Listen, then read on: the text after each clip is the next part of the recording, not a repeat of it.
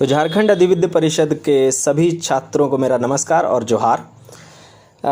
आज फिज़िक्स की परीक्षा थी और जिसके सॉल्यूशन को मैं इस वीडियो लेक्चर में डिस्कस करूंगा। तो फटाफट से आइए देखते हैं कि क्या सॉल्यूशन हो सकता है और आप अपने आंसर्स को मैच कर लें कि कितना सही आपने बनाया है और कितने मार्क्स आने जा रहे हैं। तो सबसे पहला क्वेश्चन था विच of the following forces is not fundamental force in nature. तो यहाँ पर जो टेंशन है वो फंडामेंटल फोर्स नहीं है, इसलिए 4 नंबर ऑप्शन सही हो जाएगा। नेक्स्ट है विच of the following relation is correct. तो E = mc², अल्बर्ट आइंस्टीन का इक्वेशन है। Einstein mass energy equivalence relation इसे कहा जाता है, E = mc²। Second number option सही हो जाएगा क्वेश्चन नंबर 2 के लिए। क्वेश्चन नंबर 3 है light year is the unit of. Light year जो यूनिट है वो डिस्टेंस का यूनिट है। Next 1 unified atomic mass unit that means 1 AMU। 1 AMU equal होता है 1.66 × 10⁻⁻27 kg के, जो कि ऑप्शन नंबर 2 में है। तो 4 का 2 आंसर हो जाएगा।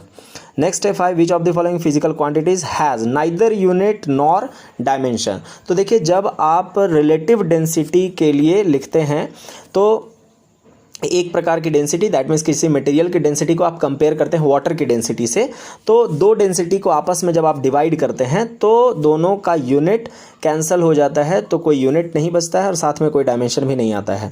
और इसके अलावा बाकी जितनी क्वांटिटीज़ है सब में या तो यूनिट प्रेजेंट होगा या यूनिट के साथ साथ डायमेंशन प्रेजेंट होगा, इसलिए ऑप्शन नंबर 2 राइट आंसर हो जाएगा। क्वेश्चन नंबर 6 की बात करें, the area under velocity time graph for a particle in a given interval of time will give you the displacement. So option number 4 सही answer हो जाएगा। 7 नंबर पे आते हैं, the motion of A particle is described by the relation. तो आपको motion दिया है पार्टिकल का, इस रिलेशन से आपको इंस्टेंटेनियस वेलोसिटी फाइंड करनी है। तो v इंस्टेंटेनियस क्या हो जाएगा, v इंस्टेंटेनियस बराबर हो जाएगा dx/dt। दैट मीन्स जो डिस्प्लेसमेंट दिया हुआ उसको आपको डिफरेंशिएट करना है। तो जब आप डिफरेंशिएट करेंगे इसको तो आपको मिलेगा a + 2bt। आप डिफरेंशिएशन करके देख लेना। अब यहाँ पर सारे वैल्यूज़ को आप पुट करिए, दैट मीन्स a का वैल्यू 15 + 2 × b का वैल्यू कितना है 3 दिया हुआ है और इंटू t का वैल्यू 3 सेकेंड दिया हुआ है। मल्टीप्लाई करेंगे तो आपको कितने आंसर मिलने जा रहे हैं, मल्टीप्लाई करने के बाद 33 सेंटीमीटर पर सेकेंड, जो कि ऑप्शन नंबर 1 में गिवन है। ऑप्शन नंबर 1 राइट आंसर हो जाएगा। क्वेश्चन नंबर 8 की बात करें तो एक लंबा सा कैलकुलेशन है और कैलकुलेशन के बाद आप पहुंचते हैं एक रिजल्ट पर, जो कि डायरेक्टली मैं बता रहा हूं option number 2 that means v (n-1 / n। तो आगे बढ़ते हैं क्वेश्चन नंबर 9 पे। A football is kicked into the air vertically upwards with velocity u, the velocity of the ball at the highest point. तो आप देखेंगे कि हाईएस्ट पॉइंट पर कोई भी ऑब्जेक्ट जब आप फेंकते हैं तो वहां पर उसकी वेलोसिटी 0 हो जाती है। तो ऑप्शन नंबर 3 राइट ऑप्शन हो जाएगा क्वेश्चन नंबर 9 के लिए। 10 पे बात करें, if a and b are 2 vectors which of the following is not correct. आपका जो करेक्ट नहीं है वो ऑप्शन है 3rd, क्योंकि अगर ये करेक्ट होता तो करेक्ट इस तरीके से होता, मैं लिख दे रहा हूं यहाँ पर, vector a cross vector b that is equal to minus of vector b cross a। जो क्रॉस प्रोडक्ट होता है वो कॉम्यूटेटिव नहीं होता है ना। तो इसलिए अगर इस तरीके का रिलेशन होता, b के पहले माइनस साइन लगा होता तो ये रिलेशन सही होता, लेकिन आपसे पूछ रहा है कौन सा करेक्ट नहीं है, तो इसलिए ऑप्शन नंबर 3 करेक्ट नहीं है। 11 की बात करते हैं, velocity vector and acceleration vector of a body in uniform circular motion. तो कोई बॉडी इस तरीके से यूनिफॉर्म सर्कुलर मोशन कर रही है, तो मान लो वेलोसिटी का डायरेक्शन किसी इंस्टेंट ऑफ टाइम में इस तरीके से है, तो इस बॉडी का जो एक्सेलरेशन होगा वो सेंटर की तरफ होगा, सेंट्रीपिटल एक्सेलरेशन। और आपको पता है कि जो किसी सर्कुलर पाथ में जो टेंजेंट है और जो रेडियस है दोनों के बीच 90 डिग्री का एंगल बनता है, that means perpendicular to each other. So option number 2 right option हो जाएगा। क्वेश्चन नंबर 12 है, large force is acting on a body for a short time, the impulse imparted is equal to change in momentum. आपने पढ़ा होगा impulse equal to change in momentum, that means I = P2 - P1। तो इसलिए option number 2 right option है। और question number 3 की बात करें, a shell of mass 200 gram is fired by a gun of mass 100 kg. If the muzzle speed of the shell is 80 metre per second then recoil speed of the gun। ये law of conservation of linear momentum का सवाल है। तो 200 ग्राम को सबसे पहले KG में बदल लेंगे, कितना 200 डिवाइडेड बाय 1000 इंटू 80 हो जाएगा and that must be equal to -100 into V, जो कि फाइंड करना है। तो यहाँ से आप वी जब कैलकुलेट करेंगे तो सिंपली मैं कैलकुलेशन के बाद के रिजल्ट को लिख दे रहा हूँ 16 सेंटीमीटर पर सेकेंड। तो 16 सेंटीमीटर पर सेकेंड दिया हुआ है ऑप्शन नंबर 1 में, राइट ऑप्शन हो जाएगा ऑप्शन नंबर 1। 14 क्वेश्चन कहना है कि a body is moving under action of two forces this and this, its velocity will become uniform under a third force F3 will be given as. तो यहाँ पर ये F1 vector plus F2 vector plus F3 vector that must be equal to 0, ये जो question में condition बोल रहा है इसके अकॉर्डिंग ऐसा होना चाहिए। तो जब आप F1 F2 और F3 का वैल्यू को पुट करोगे दैट मीन्स इस तरीके से कि 2i cap minus 5j cap, जो कि किसके लिए है, तो F1 के लिए है, ठीक है, और प्लस F2 के लिए क्या है, तो F2 के लिए 3i cap minus 4j cap है, और प्लस कितना F3 है ना, तो plus F3 that is equal to कितना 0। तीनों को आप सॉल्व करोगे तो आपको F3 कितना मिलेगा सॉल्व करने के बाद, -5i कैप और प्लस 9j कैप। तो ऑप्शन नंबर आप देख लो कौन सा सही है इसमें, ऑप्शन नंबर इसके अकॉर्डिंग आपका सही है ऑप्शन नंबर 4। तो ऑप्शन नंबर 4 में टिक कर लोगे, सही आंसर है। नेक्स्ट चलते हैं क्वेश्चन नंबर 15 पर। 15 कहता है कि the coefficient of static friction between the box and the train floor is 0.2, the maximum acceleration of the train in which a box lying on it's floor will remain stationery is, है ना। तो calculation कुछ इस तरीके से होगा कि इसका जो मास इंटू एक्सेलरेशन होगा वो डायरेक्टली इक्वल होगा किसके, mu s into m g के। तो m से m कैंसिल हो जाएगा, a बराबर कितना आएगा, म्यू एस इंटू जी। चलिए वैल्यू पुट करते हैं, तो a बराबर म्यू एस कितना दिया हुआ है 0.2 और g का वैल्यू है 10, दैट मीन्स कितना 2 मीटर पर सेकेंड स्क्वायर, जो कि ऑप्शन नंबर 1 में अवेलेबल है। तो ऑप्शन नंबर 1 राइट आंसर हो जाएगा।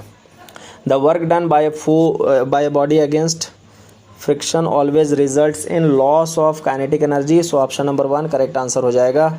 17 का कहना है body constrain to move along Y axis subjected to a constant force, जो कि जिसका वैल्यू दिया हुआ है, the work done by the force in moving the body a distance of 4 metre along Y axis. तो यहाँ से वर्क डन बराबर आप जानते हैं फोर्स इनटू डिस्प्लेसमेंट का डॉट प्रोडक्ट। तो फोर्स के लिए आप वैल्यू रखेंगे -i cap plus 2j cap plus 3k cap, और डॉट प्रोडक्ट किसका, तो 4j कैप का। तो डॉट प्रोडक्ट लेंगे तो आपको क्या मिलेगा, 4 2 8 that means 2 into 4 that means 8 joule.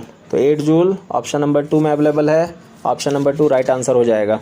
तो चलते हैं क्वेश्चन नंबर 18 पर। A raindrop of mass 1 gram falling from a height of 1 kilometer hits the ground with the speed of 50 meter per second. If the resistive force is proportional to the speed of the drop, then the work done by the resistive force. तो सबसे पहले आप find कर लो यहाँ पर change in kinetic energy, that means delta के। तो delta के आप फाइंड करेंगे तो फॉर्मूला लगाएंगे 1/2 mv² माइनस 0, क्योंकि u कितना है 0। तो यहाँ से कितना आ जाएगा 1/2, मास के जगह पे आपका दिया गया है 1 ग्राम, जिसको आप लिख सकते हो 10⁻³ kg, और v के प्लेस पे आपको दिया हुआ है 50, that means 50 metre per second. तो 50 का स्क्वायर कर लीजिए, तो 50 का स्क्वायर कर लीजिएगा तो 2500 हो जाएगा।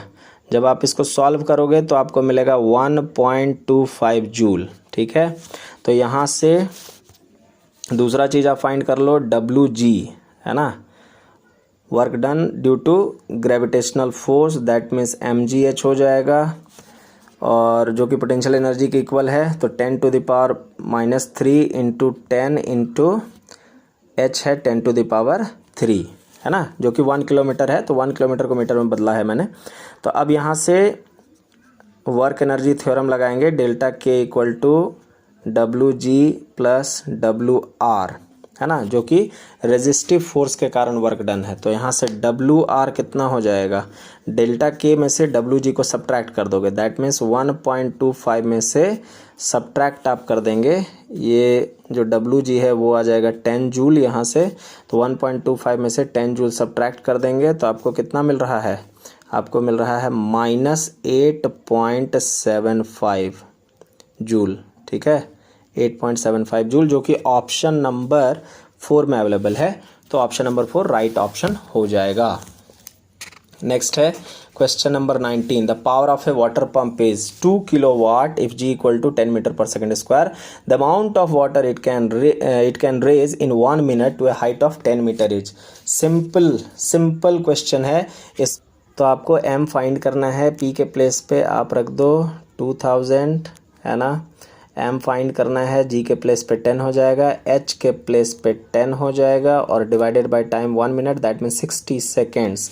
इसको सॉल्व कीजिएगा, m आपको मिल जाएगा कितना, 1200 kg, है ना, या 1200 लीटर, और ये ऑप्शन नंबर 4 में हो जाएगा, जो कि राइट ऑप्शन है। नेक्स्ट आइए 20 पर, the direction of the angular velocity vector is along. तो एंगुलर वेलोसिटी वेक्टर, अगर मान लीजिए कोई बॉडी किसी सर्कुलर पाथ में इस तरीके से मूवमेंट कर रही है, तो ये रेडियस वेक्टर हो गया, ये वेलोसिटी वेक्टर हो गया, तो इन दोनों से परपेंडिकुलर जो कि एंगुलर वेलोसिटी वेक्टर हो जाएगा, दैट मीन्स कि the axis of rotation will be the right answer. 21, when a torque acting upon a system is 0, which of the following will be constant? तो एंगुलर मोमेंटम कांस्टेंट होता है, इसलिए option number 4 right option होगा। 22, analogue of mass in rotational motion is moment of inertia, है ना, rotational motion में moment of inertia mass की तरह काम करता है। 23rd, the period of moon's rotation around the earth is nearly 29 days. If moon's mass were twofold its present value and all other things remains unchanged, the period of moon's rotation would be nearly। तो देखिए होता क्या है कि period जो है वो कह सकते हो कि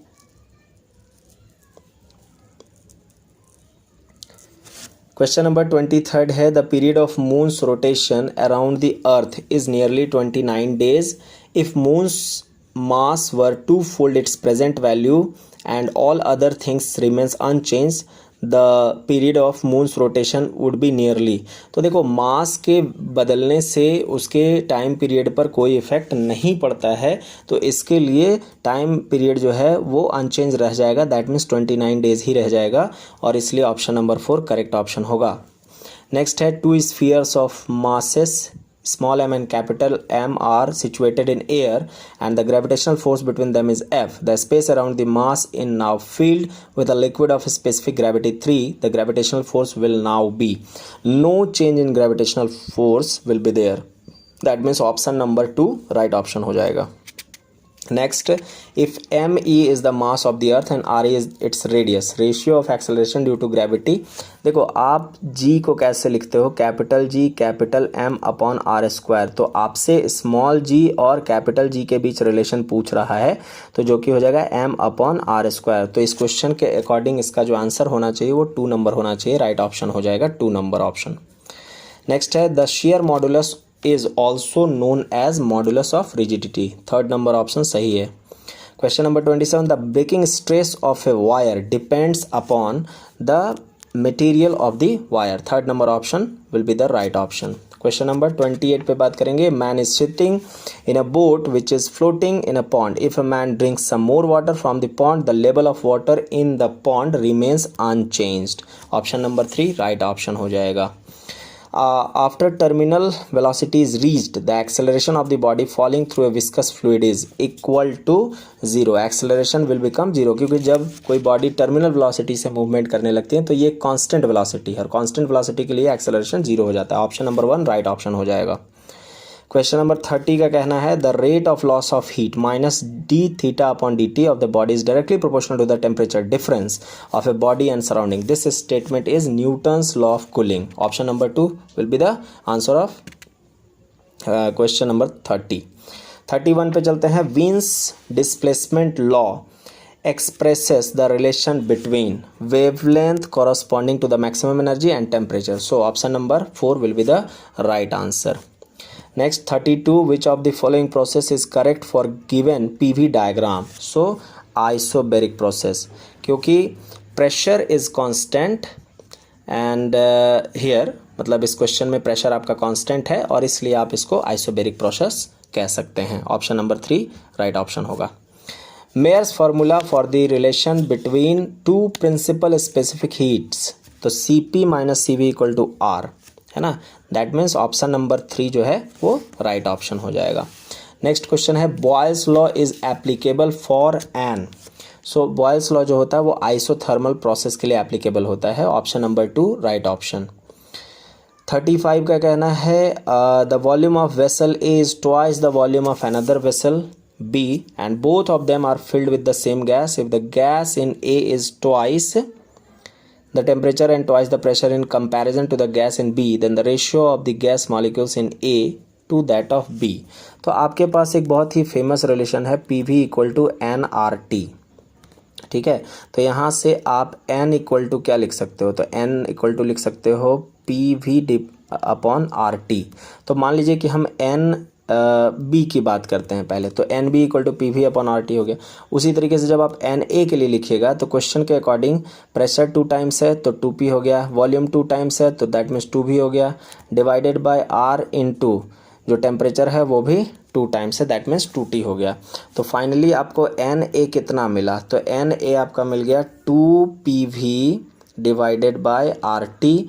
और इस तरीके से अगर आप n A divided by n B अगर फाइंड करते हो तो आपको मिलेगा 2:1, जो कि ऑप्शन नंबर 2 में अवेलेबल है, राइट ऑप्शन 2 हो जाएगा।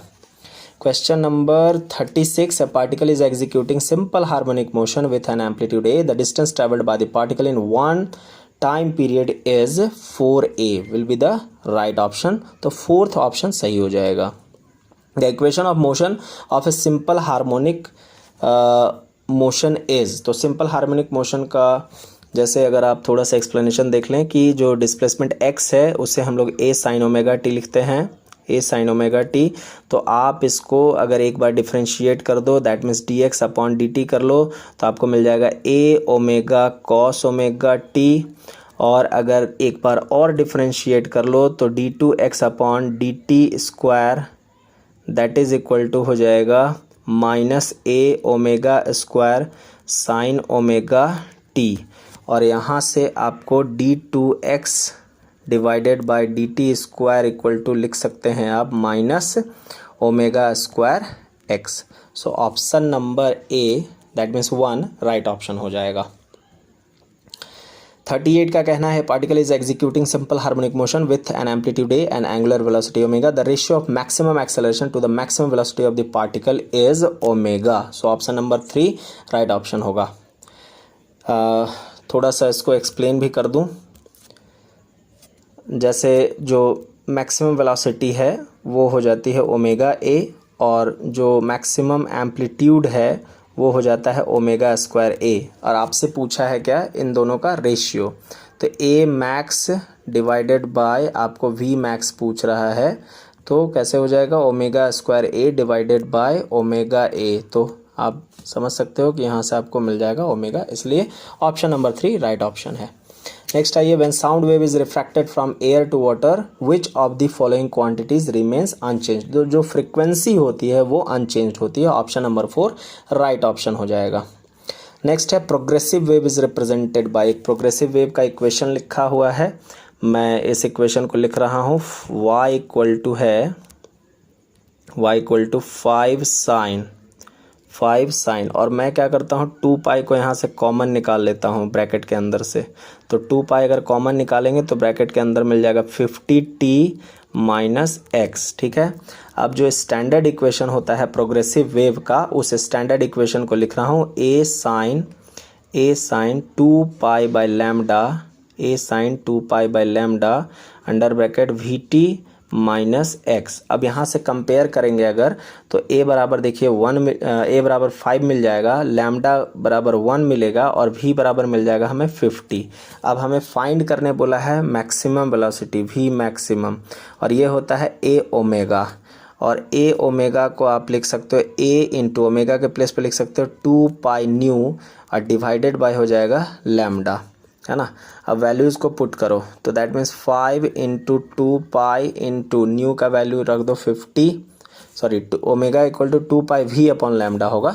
तो v के प्लेस पे 50 और डिवाइडेड बाय 1, तो फाइनली जब इसको कैलकुलेट करोगे तो आ जाएगा आपको 500 पाई मीटर पर सेकेंड। तो ऑप्शन नंबर 4 में ये गिवन है, ऑप्शन नंबर 4 राइट ऑप्शन हो जाएगा।